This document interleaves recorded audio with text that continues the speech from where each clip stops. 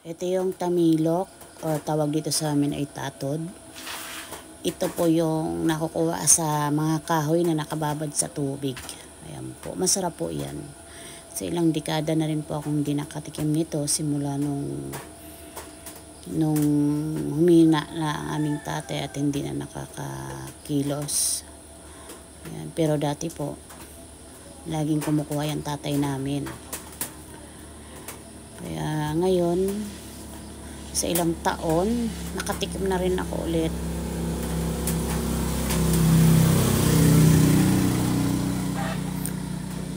Kala ko nga hindi ko makain.